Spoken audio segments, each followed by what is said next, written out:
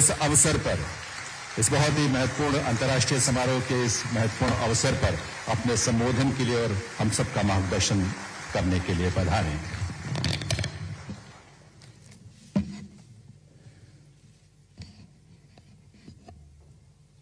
सौवें अंतर्राष्ट्रीय सहकारिता दिवस के मौके पर सहकारिता द्वारा आत्मनिर्भर भारत एवं बेहतर विश्व, ये विषय पर आज का कार्यक्रम राष्ट्रीय सहकारी संघ द्वारा आयोजित किया गया है। कार्यक्रम में मेरे साथ मंच पर उपस्थित श्रीमान पुरुषोत्तम रूपाला जी, मेरे साथी मंत्री श्री BL वर्मा जी, हम सब जिनको सहकारिता क्षेत्र के बहुत अच्छे कार्यकर्ता और विद्वान नाते जानते हैं, ऐसे सुरेश प्रभु जी, भारतीय राष्ट्रीय सहकारी संघ के दिलीप संघाणी जी, डॉक्टर चंद्रपाल सिंह जी, डॉक्टर विजेंद्र सिंह जी, सहकारिता विभाग के सचिव श्री ज्ञानेश कुमार जी, डॉक्टर सुधीर महाजन जी, श्रीमान राव, श्री सुनील कुमार सिंह और आज देश भर के अलग अलग क्षेत्र से आए हुए सहकारिता आंदोलन से जुड़े हुए सभी भाइयों बहनों को मेरा नमस्कार। आज हम 100वें सहकारिता दिन के उपलक्ष्य में यहां पर एकत्रित आए हैं। वैसे थोड़ा लेट है, मगर निमित्त तो 100वें सहकारिता दिन के उपलक्ष्य में ही हम एकत्रित आए हैं। मित्रों, हमारे यहां परंपरा से कोई भी बच्चा जब आशीर्वाद मांगता है तो उसको हम अलग अलग भाषा में, देश की कई भाषाओं में अलग अलग तरीके से कहते हैं, तेरा आयुष्य 100 साल का हो। तो व्यक्ति के लिए महत्तम आयुष्य की कल्पना शत शरद की गई है। संस्था 100 साल की हो जाती है तो ये भी बड़ी उपलब्धि मानते हैं, मगर कई संस्थाएं ऐसी होती है कि जो 100 साल की हो जाती है और फिर भी रिलेवेंट रहती है, अपना अपना योगदान करती हैं। मगर एक विचार और एक विचारधारा के लिए 100 साल ये युवा अवस्था होती है, ये हमें याद रखना चाहिए। आज 100 साल के बाद हम सहकारिता दिन मना रहे हैं, तब हमने ये बात याद रखनी चाहिए कि 100 साल में हमने काफी अच्छा किया है। आने वाले 100 साल में बहुत बेहतर करने के संकल्प के साथ आज यहां से आगे बढ़े।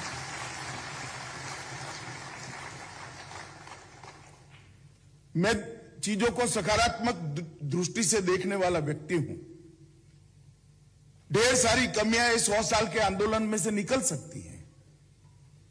हमारा ग्रोथ कम है, हमारा व्याप कम है, विकास भी कम हुआ है, व्याप कम हुआ है, कई क्षेत्र छूट गए हैं। जिन क्षेत्रों में पहुंचे वहां भी 100% सैचुरेशन नहीं है। कई सारी कमियां निकाल सकते हैं, मगर मैं कह सकता हूं कि इतने सारे ऑड्स के साथ, इतनी सारी विपरीत परिस्थितियों में ये 100-125 साल में सहकारी आंदोलन ने, सहकारिता आंदोलन ने जो किया है, इससे मैं सहकारिता के कार्यकर्ता के रूप में बहुत संतुष्ट हूं और गौरव का अनुभव कर रहा हूं। हम एक मकाम पर पहुंच चुके, एक नींव डालने का काम समाप्त हुआ है और ये मकाम, ये मंच और ये नींव पर एक बुलंद इमारत अगर आगे हम बना सकते हैं तो मुझे विश्वास है कि सहकारिता के जो सिद्धांत है वो न केवल भारत, न केवल विकसित देश, समूचे विश्व को एक नया, सफल और टिकाऊ आर्थिक मॉडल देने का काम कर सकते हैं। किंतु इसके लिए हमने नई ऊर्जा के साथ, नए संकल्प के साथ, नए प्रण के साथ आगे बढ़ना होगा। मित्रों, सुरेश प्रभु जी ने बहुत विद्वतापूर्ण बात हमारे सामने रखी, एकदम अध्ययनपूर्ण बात। मैं उसका थोड़ा सरल भाषा में रखना चाहता हूं कि पूरी दुनिया में 2 मॉडल विगत 100 साल के अंदर अलग अलग देशों ने अपनाए भी और देश उस रास्ते पे चले भी, साम्यवाद का और पूंजीवाद का। मैं निश्चित रूप से कह सकता हूं, और बाद में जब विफल जाते हैं तो अपने आप परिवर्तन होता है, क्योंकि समाज का, समय का स्वभाव है। परंतु मैं निश्चित रूप से कह सकता हूं कि सहकारिता का मॉडल मध्यम मार्ग का है। सहकारिता का मॉडल सफल हो सके ऐसा मॉडल। मैं इस पर बाद में डिटेल में बात करूंगा,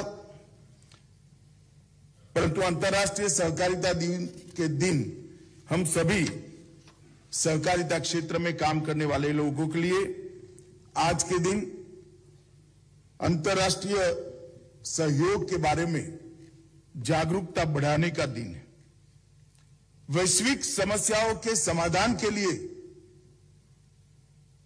सहकारिता के मॉडल को आधुनिक समय के अनुरूप बनाकर विश्व के सामने प्रस्तुत करने के संकल्प का दिन है।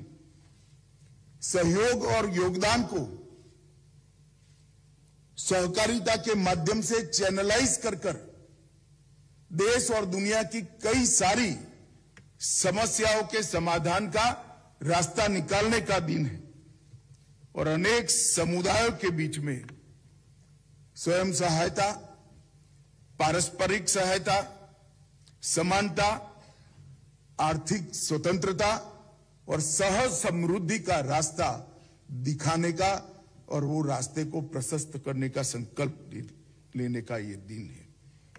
1923 से सहकारी समितियां सहकारी दिन को मनाती हैं, मगर मैं भारत के सहकारी क्षेत्र से, सहकारी आंदोलन से, सहकारिता आंदोलन से जुड़े हुए सभी भाइयों बहनों को कहने आया हूं कि आजादी का अमृत महोत्सव हम मना रहे हैं।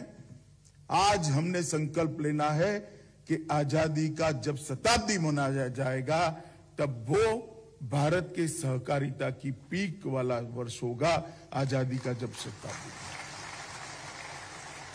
हर क्षेत्र के अंदर मोदी जी ने जो हमारे सामने कल्पना रखी है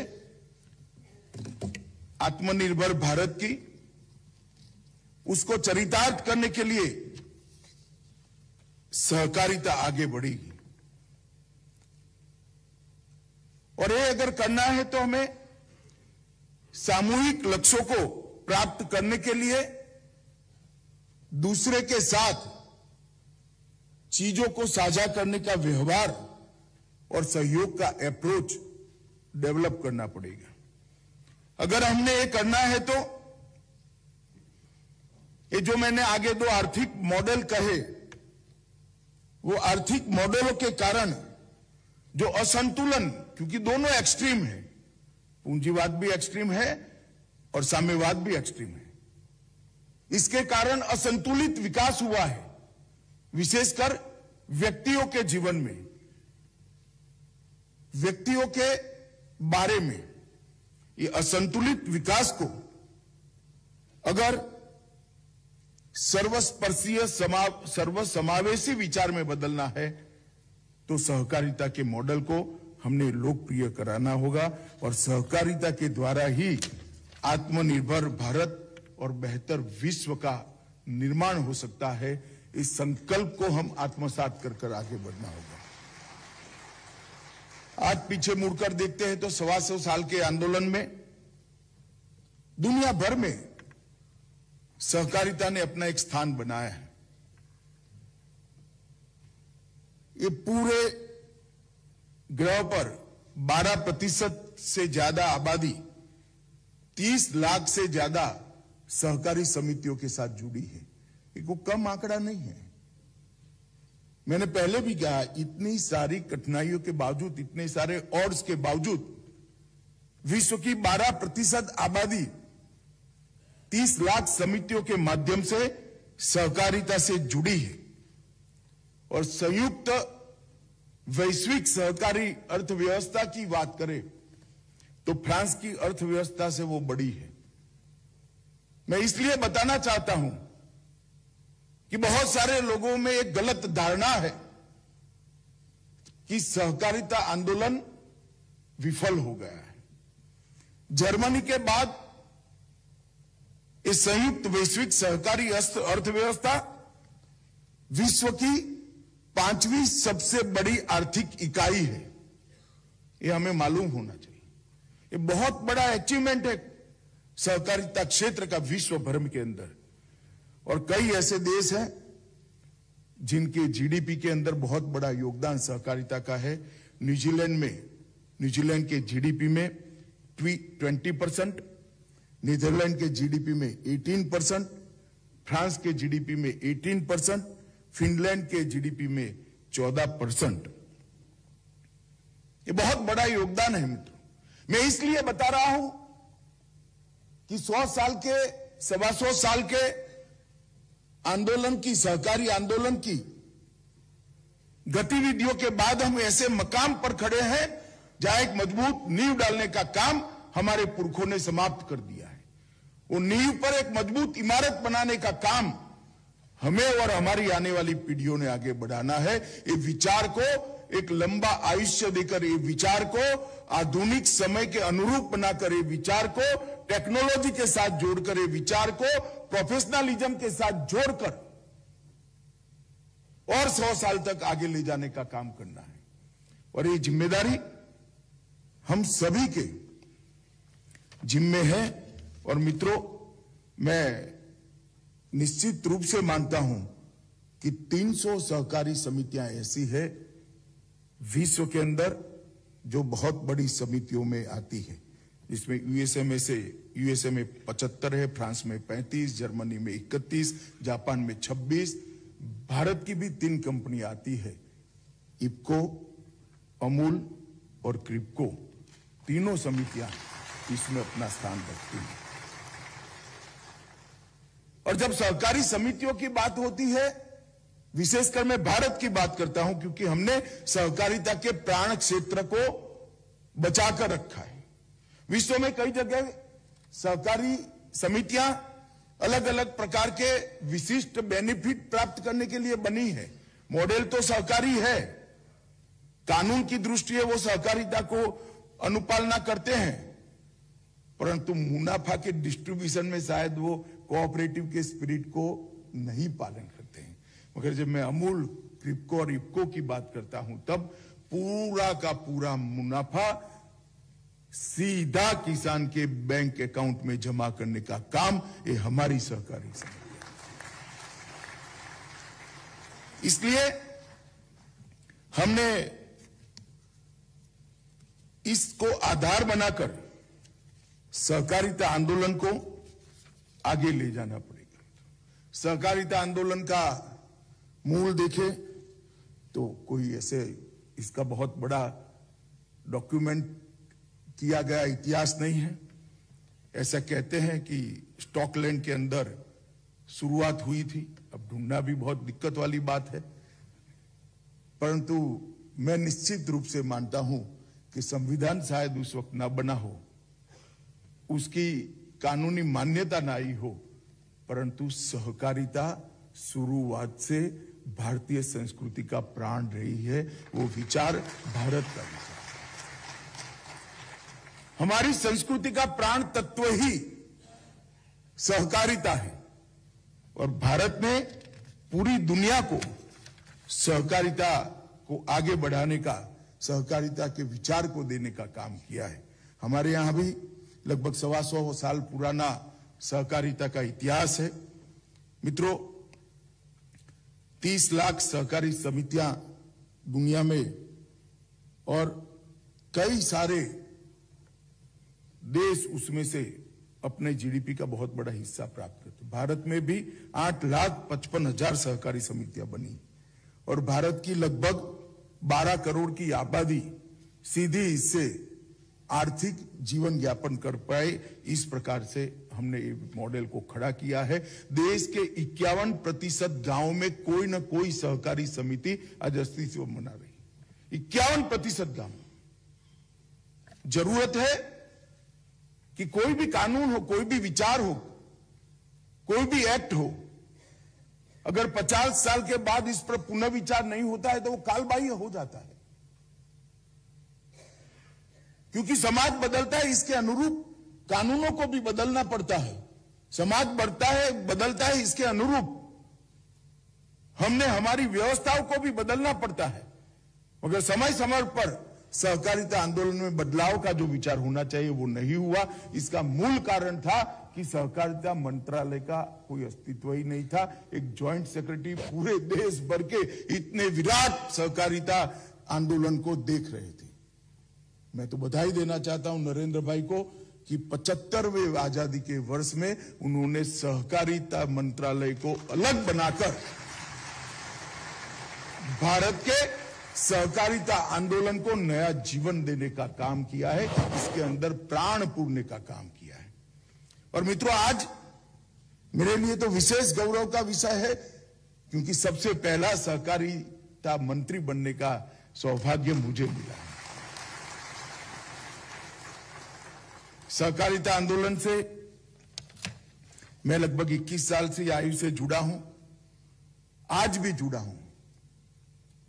रूपाला जी ने एक ताना हम सबके लिए लगाया कि वे हम सहकारिता की बात तो करते हैं, नेता तो बनते हैं, मगर सहकारिता में कंट्रीब्यूट क्या करते हैं।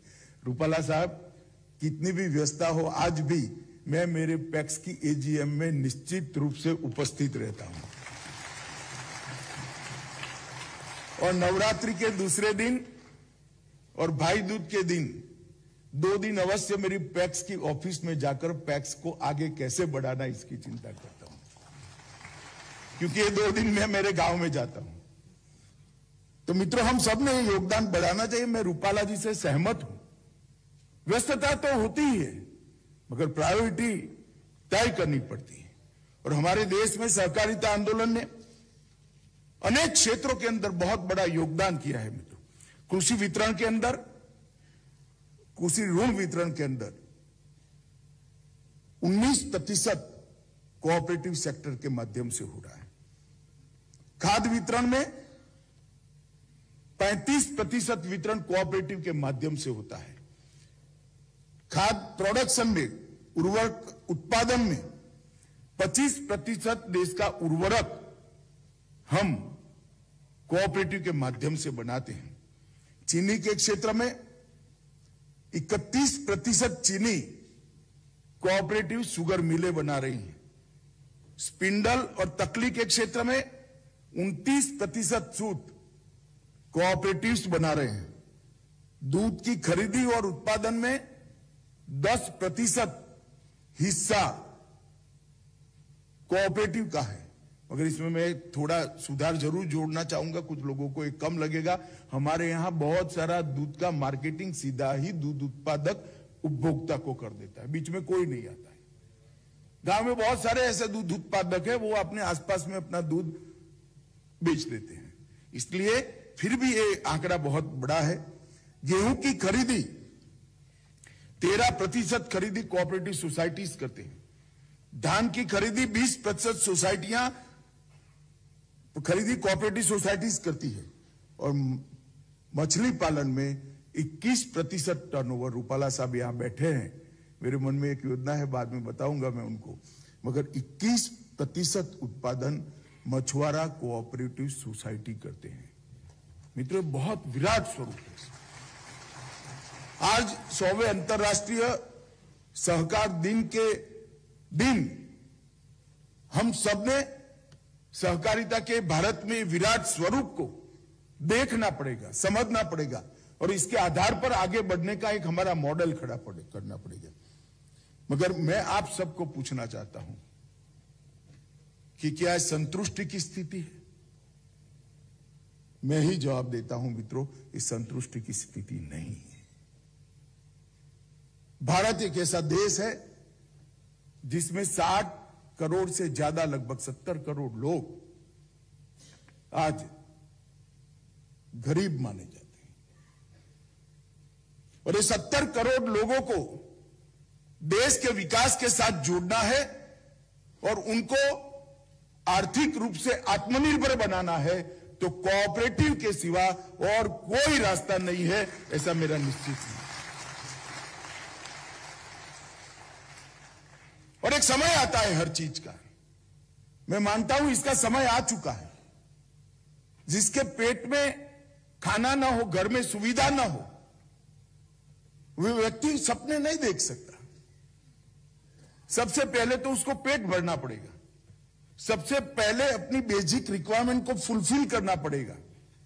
किसी के पास घर रहने का घर ही नहीं है, घर में शौचालय ही नहीं है, घर में बिजली ही नहीं है, स्वास्थ्य की सुविधाएं नहीं है, 2 टंक खाने का व्यवस्था नहीं है, तो वो क्या सपना देखेगा? सपना यही देखेगा कि 2 बार खाना मिल जाए, सपना यही देखेगा कि घर मिल जाए, सपना यही देखेगा कि घर में बिजली आ जाए, सपना यही देखा कि घर में शौचालय आ जाए, घर में गैस का सिलेंडर आ जाए।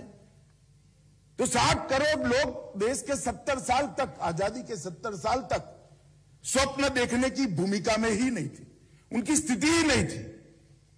परंतु 2014 में नरेंद्र भाई के प्रधानमंत्री बनने के बाद गरीबी हटाओ के नारे एक कांग्रेसी लगाते रहे जीवन भर, गरीबी हटाने का काम नहीं हुआ क्योंकि निष्ठा नहीं थी उनकी।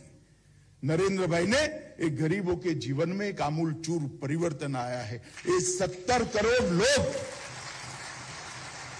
ये 70 करोड़ लोग, सबके पास आज घर है, घर में बिजली है, स्वास्थ्य का 5 लाख तक का इंश्योरेंस है, 2 टाइम का खाना उनको मुफ्त मिल रहा है, उनकी पढ़ाई लिखाई की व्यवस्था हो चुकी है, उसके घर में गैस आ चुका है, उसके घर में बिजली आ चुकी है। अब वो अपनी आकांक्षाओं को बढ़ा रहा है, वो स्वप्न देख रहा है, उसको आगे बढ़ना है, उसको अपना आर्थिक विकास करना है। और मित्रों, आज तक ये 70 करोड़ लोग देश के आर्थिक विकास से कटे हुए थे। ये दुनिया भर के अर्थशास्त्री अलग अलग मॉडल की चर्चा करते हैं। मेरा तो उनको आह्वान है कि ये मॉडल को आप समझिए पहले। 70 करोड़ लोग का जीवन स्तर ऊपर लाए बगैर, उसके खाने पीने की चिंता करे बगैर, उसके स्वास्थ्य की चिंता बगैर करे बगैर, क्या उसको देश के आर्थिक विकास के साथ जोड़ा जा सकता है? क्या नहीं जोड़ा सकता है, क्योंकि वो पहले अपनी बेसिक रिक्वायरमेंट को फुलफिल करने में ही 70 साल तक लगा रहा। पीढ़ियां लगी रही उसकी। जिसके सर पर छती नहीं है वो क्या स्वप्न देखेगा? मगर आज मोदी जी ने उसको स्वप्न दिखता हुआ किया है, उसकी आकांक्षा को बढ़ाया है। अब वो चाहता है कि मेरा बच्चा भी पैदल जाने की जगह स्कूटी पे चला जाए। अब वो देखता है कि भाई लाइट आ गई है, मेरे घर में पंखा भी आ जाए। अब वो देख रहा है कि मैं जमीन पर सो रहा हूं, एक आध बेड हो जाए तो बूढ़ी मां आराम से सो पाए। ये आगे की सोचने लगा है। उसकी आकांक्षाएं बड़ी है, उसकी अपेक्षाएं बड़ी है। और मैं आपको कहता हूं कि बढ़ी हुई आकांक्षाएं और अपेक्षाएं अगर पूरी करना है तो केवल और केवल कोऑपरेटिव ही कर सकता है, सहकारिता ही कर सकता है। वो सपने देखने वाले 70 करोड़ लोग, आकांक्षाएं बढ़ी हुए 70 करोड़ लोग का एक जन समूह जो मोदी जी ने निर्मित किया है, उसको कोऑपरेटिव ने चैनलाइज करना चाहिए, सहकारिता आंदोलन ने चैनलाइज करना चाहिए। सहकारी समितियों के माध्यम से इसके जीवन में उसको आर्थिक रूप से आत्मनिर्भर बनाने की बात करेंगे। अगर ये 70 करोड़ लोग आत्मनिर्भर नहीं बनते आर्थिक रूप से, तो आत्मनिर्भर भारत की कल्पना कोरी कल्पना है मित्रों। भारत कभी आत्मनिर्भर नहीं बन सकता। आत्मनिर्भरता का मतलब है नहीं कि हमारी पूरी रिक्वायरमेंट हमारे देश में ही हम बना दें, वो तो है ही। कोई भी चीज विदेश से न लानी पड़े, टेक्नोलॉजी के क्षेत्र के अंदर भी हम आत्मनिर्भर हो, उत्पादन के क्षेत्र के अंदर भी हम आत्मनिर्भर हो, परंतु इसके साथ साथ आत्मनिर्भर की कल्पना यह भी है कि हर व्यक्ति आर्थिक रूप से आत्मनिर्भर बने। जब हर व्यक्ति आर्थिक रूप से आत्मनिर्भर होता है तो देश आत्मनिर्भर अपने आप हो जाता है मित्रों। और ये कल्पना नरेंद्र मोदी जी ने रखी है और मैं आपको बड़े मन से बताना चाहता हूं मित्रों, ये 70 करोड़ लोगों को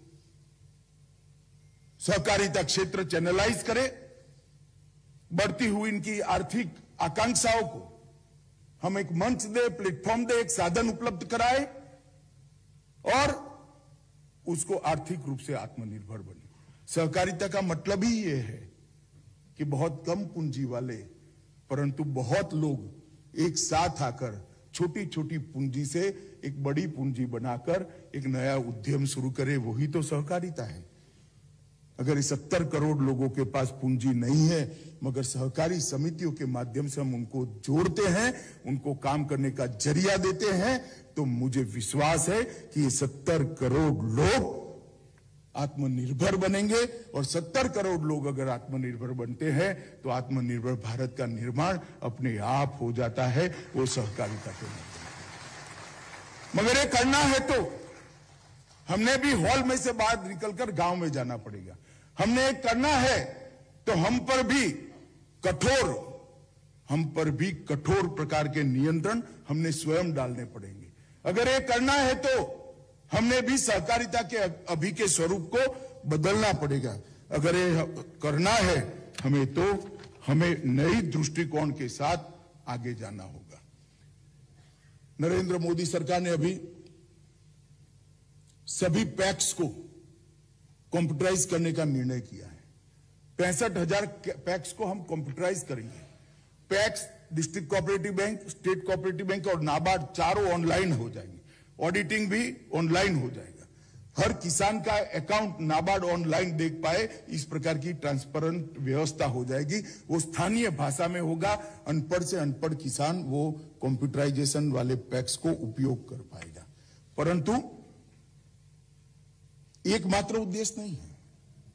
पैक्स में पारदर्शिता लाना तो उद्देश्य है ही, पैक्स की अकाउंटिंग सिस्टम को सुधारना वो उद्देश्य है ही, बैंकिंग को ठीक ठाक करना वो उद्देश्य है ही। इसके साथ एक और उद्देश्य भी है। इसके तुरंत बाद सहकारिता विभाग ने 4 दिन पहले ही एक मॉडल बायलॉज पैक्स के बनाकर हमने सभी देश को दी, देश के सभी राज्यों को भेजे हैं। अब सभी कोऑपरेटिव्स को भी हम भेजने में आपके सुझाव चाहिए, क्योंकि पैक्स एक केंद्र का सब्जेक्ट नहीं है, राज्यों का सब्जेक्ट है। परंतु उसके अंदर भारत सरकार एक मॉडल बायलॉज बनाकर भेजेगी। इसके अंदर हम पैक्स को मल्टीपर्पज, मल्टी डायमेंशनल बनाना चाहते हैं। 25 प्रकार की गतिविधियां पैक्स के साथ जुड़ी है। पैक्स एफपीओ बन जाएगा, पैक्स गैस वितरण कर पाएगा, पैक्स भंडारण स्टोरेज कर पाएगा, पैक्स सस्ता अनाज की दुकान खोल पाएगा, पैक्स पेट्रोल पंप भी ले पाएगा, पैक्स अनेक प्रकार की वितरण की व्यवस्थाएं भी करेगा। 20 प्रकार की अलग अलग चीजें, 25 प्रकार की इसके साथ जोड़ने का निर्णय हमने करा है। ये कम्युनिकेशन सेंटर बने हैं जिसके अंदर राज्य की सारी सुविधाएं, हर गांव में एक बच्चा कंप्यूटर लेकर करता है। अब ये वो पैक्स में भी हो जाएगी। जन्म और मृत्यु का दाखला चाहिए तो पैक्स 5 रुपया देकर उनको निकाल देगा। एक्स्ट्रा एक्टिविटी होगी मगर रोजगारी भी बढ़ेगी, पैक्स भी मजबूत होगा। अनेक प्रकार के काम हमने मॉडल बायलॉज के अंदर, पैक्स के अंदर जोड़ने का प्रयोग सोचा है और इसको हमने सभी राज्यों को अपने सुझावों के लिए भेजा है। अब सभी कोऑपरेटिव्स को भी हम सुझाव के लिए भेजेंगे और आप देखोगे तो आपको मालूम पड़ेगा कि ढेर सारे नए काम पैक्स के लिए हमने सोचे भी हैं और पैक्स करेगा भी। खाद्य वितरण से लेकर अनेक प्रकार के काम इसके अंदर जुड़े हैं। ये नल से जल का कार्यक्रम हो रहा है, इसमें प्रोफेशनली पूरे गांव की पानी वितरण की व्यवस्था भी पैक्स करेगा। ऐसे बहुत सारे काम जुड़े हैं, बहुत सारी सुविधाएं गांव की इसके साथ जोड़कर पैक्स को गांव की गतिविधियों का आत्मा बनाने का काम, केंद्र बनाने का काम ये नए बायलॉज करने वाले हैं। और मैं विश्वास से कहता हूं कि नए बायलॉज के माध्यम से ये 70 करोड़ आकांक्षी लोग जो खड़े हुए हैं, वो 70 करोड़ आकांक्षी लोगों को नया समावेशी आर्थिक विकास का मॉडल सहकारिता के क्षेत्र के माध्यम से उपलब्ध कराने का काम भारतीय जनता पार्टी की नरेंद्र मोदी सरकार करेगी, इसका मुझे विश्वास है। और मैं आज ये सम्मेलन के अंदर सहकारिता क्षेत्र से जुड़े हुए सभी लोगों को कहना चाहता हूं कि आप मांगना छोड़ दो, करना चालू करो। कि देने वाली सरकार ऐसी है जिसके पास मांगने की ही जरूरत नहीं, मांगने का विचार ही न करे। सहकारी क्षेत्र हम सब कुछ देने के लिए चालू तैयार है, मगर आप क्षेत्र को बढ़ाइए भाई। जितने भी सुझाव आए हैं, यूनिवर्सिटी बनानी चाहिए, पैक्स को मल्टी डायमेंशनल करना चाहिए, प्रोफेशनलिज्म करना चाहिए, कंप्यूटर, ये सारे पर हमारा काम चल रहा है। आप कहोगे कि हमने तो मांगा ही नहीं, हमने तो कहा ही नहीं, मगर मैं तो आपके बीच में से आता हूं तो मुझे तो मालूम है कि क्या चाहिए। मांगना क्या पड़ेगा और मांगना क्यों पड़ेगा। सहकारिता विभाग सहकारी समितियों को, सहकारिता को संपन्न बनाने के लिए, समृद्ध बनाने के लिए और प्रासंगिक बनाने के लिए जो कुछ भी सुधार करने चाहिए वो करने के लिए तैयार है, प्रोएक्टिव है। मगर हमने भी, मैंने जैसे कहा, कुछ कठोर नियंत्रण स्वयं हम पर डालने पड़ेंगे। कानून से कोई क्षेत्र सुधर नहीं सकता है, कानून वॉचडॉग का काम कर सकता है। सहकारिता आंदोलन जैसे क्षेत्र को अगर सुधारना है तो हमने स्वयं कुछ नियंत्रण अपने आप पर डालने पड़ेंगे, और वो कानून के कारण नहीं डालने चाहिए, स्पिरिट के कारण डालने चाहिए। और मित्रों, मैं मानता हूं कि हम सब ये करेंगे। हमने प्रशिक्षण के लिए एक सहकारिता यूनिवर्सिटी बनाने का निर्णय किया है। अभी राष्ट्रीय सहकारी संघ के तत्वाधान में राज्यों में सहकारी संघ है, राज्यों के बाद जिलों में है और फिर तहसील में है। एक बड़ा इंफ्रास्ट्रक्चर बना हुआ है, कई जगह अलग अलग प्रकार के संस्थान, अलग प्रकार के इंस्टीट्यूशन भी बने हैं। ये सारों को ये यूनिवर्सिटी अपने साथ एफिलिएटेड करेगी, एक कोर्स बनाएगी, जो कोर्स अकाउंटिंग का भी होगा, मार्केटिंग का भी होगा, मैनेजमेंट का भी होगा। और ये सारे कोर्स करे हुए लोग अगर सहकारी समिति में नौकरी पाएंगे और हम तय कर देते हैं कि यहीं से निकलने हुए लोगों को ही नौकरी मिलेगी, तो हम भी जो नौकरी देने में थोड़ा बहुत इधर उधर कर देते हैं, मामा मौसा के लड़कों को रख देते हैं, वो भी बंद हो जाएगा। और करना चाहिए, जिनके पास क्षमता है उनको लाना चाहिए, जोड़ना चाहिए। हमने भी कोऑपरेटिव के स्पिरिट को आगे बढ़ाना चाहिए। तो सहकारिता यूनिवर्सिटी बहुत सारे विचारों के साथ अभी बन रही है, कुछ ही समय के अंदर इसकी घोषणा भी हो जाएगी। ये राष्ट्रीय सहकारी यूनिवर्सिटी होगी और वो राष्ट्रीय सहकारी संघ के साथ जुड़कर समग्र देश के सहकारिता क्षेत्र के लोगों की प्रशिक्षण की व्यवस्था। मित्रों, हमने अमूल को एक काम दिया है और काफी कुछ आगे कर दिया है। देश में प्राकृतिक खेती बढ़ी, ऑर्गेनिक एग्रीकल्चर प्रोड्यूस को बाजार में ज्यादा रेट तभी मिलेगा जब इसकी विश्वसनीयता होगी। कई जगह पे कई लोग अपने प्रोड्यूस पर ऑर्गेनिक लिखकर बेचते हैं, वो ऑर्गेनिक की, आप बैठ जाइए भैया, ऑर्गेनिक की विश्वसनीयता को खत्म करते हैं। मगर सर्टिफिकेशन की व्यवस्था ही नहीं है, बहुत कम है, लेबोरेटरीज नहीं है। हमने अमूल के माध्यम से एक कोऑपरेटिव संस्था अमूल के तत्वाधान में बनेगी, जिसके साथ और कोऑपरेटिव देश भर से जुड़ेंगे। हर जिले में कम से कम एक मिट्टी और ऑर्गेनिक प्रोडक्ट दोनों के सर्टिफिकेशन की एक विश्वसनीय व्यवस्था, लेबोरेटरी हम बनाएंगे। वो लेबोरेटरी 100% भारतीय होगी, भारत की टेक्नोलॉजी से बनी हुई होगी और वो देश भर के सभी किसानों के उत्पाद को, ऑर्गेनिक उत्पाद को सर्टिफाई करने का काम करेगी, जिससे उसको विश्व के बाजार में पहुंचाया जाए। और इसके लिए एक नोडल एजेंसी अमूल बनेगा।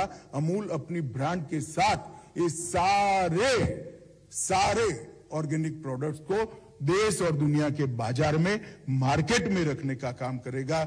मैं मानता हूं कि इससे ऑर्गेनिक खेती की तरफ, ऑर्गेनिक एग्रीकल्चर की तरफ बढ़े हुए किसानों को कम से कम 30% अपने प्रोड्यूस का ज्यादा दाम मिलेगा और ऑर्गेनिक खेती को बढ़ावा मिलेगा। इफको वाले निराश न हो, बहुत बड़ा देश है, आप खाद कहां बेचोगे ऐसा मत सोचिए।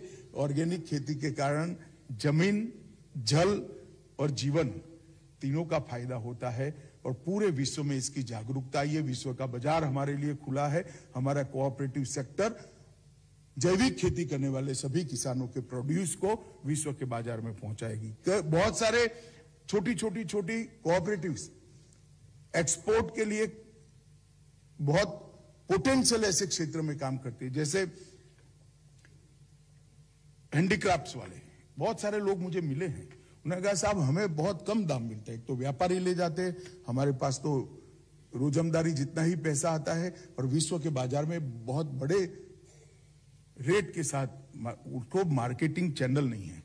अभी हमने तय किया है कि 2 बड़े कोऑपरेटिव्स, एक एक्सपोर्ट हाउस का रजिस्ट्रेशन, कोऑपरेटिव एक्सपोर्ट हाउस का रजिस्ट्रेशन करेंगे, जिसके अंदर मेंबरशिप और कोऑपरेटिव भी लेंगे और देश भर की कोऑपरेटिव संस्थाओं की प्रोड्यूस को, इसकी गुणवत्ता का भी ध्यान रखेंगे, इसकी टोटल प्रोडक्शन चैनल को विश्व के बाजार के अनुरूप बनाएंगे, फिनिशिंग भी विश्व के बाजार के अनुरूप होगा, पैकेजिंग भी विश्व के बाजार के अनुरूप होगा और वो प्रोड्यूस को एक्सपोर्ट करने की एक चैनल बनाने का भी हमने एक इनिशिएटिव लिया है।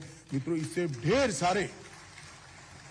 ढेर सारे लोगों को ये काम होगा। ऑर्गेनिक उत्पाद भी इसके माध्यम से ही आगे बढ़ जाएंगे। बीज सुधार के साथ हमने इफको को और क्रिप्को को जोड़ने का तय किया है।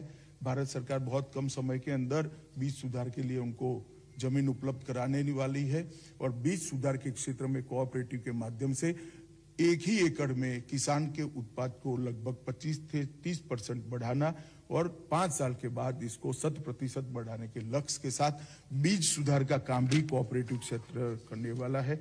मित्रों, आज मैं इतना जरूर कहना चाहता हूं कि पैक्स के कंप्यूटराइजेशन का जो महत्वाकांक्षी प्रोग्राम है, इसको हम सब कोऑपरेटिव क्षेत्र में काम करने वाले लोग समझे और उसके माध्यम से मैंने जो कहा 70 करोड़ आकांक्षी लोग खड़े हुए हैं उनको जोड़ने का काम करें। जैम के प्लेटफॉर्म पर अभी कैबिनेट ने सहमति दी है। बड़ी कोऑपरेटिव्स जो हमारी है वो जैम के प्लेटफॉर्म से परचेज कर सकती हैं। अभी तो वॉलंटरी है, मगर हमारे यहां भी रिक्रूटमेंट और परचेज दोनों में पारदर्शिता लाने की जरूरत है। अगर हम जैम का उपयोग करते हैं तो भ्रष्टाचार अपने आप समाप्त हो जाएगा। आज तक सिर्फ सरकारी अंडरटेकिंग्स को ही और गवर्नमेंट को स्वयं को और गवर्नमेंट अंडरटेकिंग को ही जैम पर एंट्री थी। सबसे पहली जैम की सरकार के बाहर किसी की एंट्री हुई थी तो सहकार की हुई। जैम को भारत सरकार ने सहकारी समितियों के लिए खोलने का निर्णय ले लिया है और इसको हम आगे बढ़ा रहे हैं। भारत सरकार का सहकारिता विभाग एक डेटाबेस भी बना रहा है जिससे ड्राई पॉकेट्स हमारे ध्यान पर आएंगे। पैक्स कहां पर नहीं है, कंस्ट्रक्शन की कंपनियां कहां पर नहीं है, हाउसिंग कोऑपरेटिव्स कहां पर नहीं है, दरिया किनारा के क्षेत्र में कहां मछली उत्पादन के कोऑपरेटिव्स नहीं है। ड्राई एरिया तय कर राष्ट्रीय सहकारी संघ के माध्यम से, स्टेट कोऑपरेटिव्स बैंक्स के माध्यम से, नाबार्ड के माध्यम से एक एक्सटेंशन का प्रोग्राम कोऑपरेटिव का शुरू हो, इसलिए हम आगे काम करने वाले हैं। ये डेटाबेस बन जाएगा।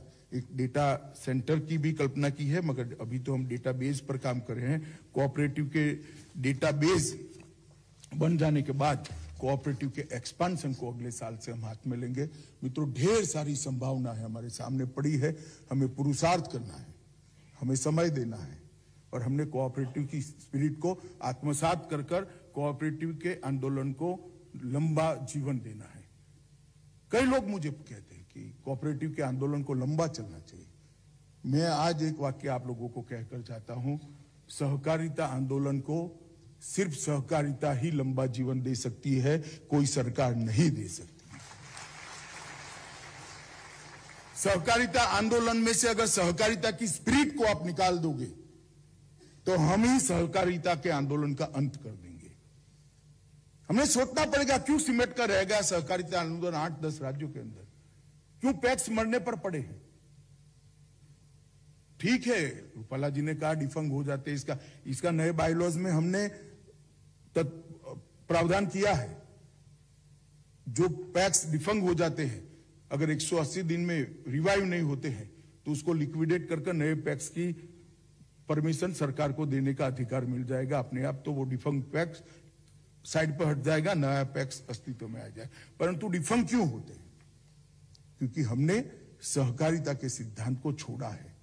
सहकारिता आंदोलन के सभी कार्यकर्ताओं को मेरी अपील है, सहकारिता को लंबा जीवन देना है, सहकारिता को रिलेवेंट बनाना है, सहकारिता को देश के अर्थतंत्र में कंट्रीब्यूटर बनाना है और ये 70 करोड़ लोगों को आत्मनिर्भर सहकारिता के माध्यम से बनाना है।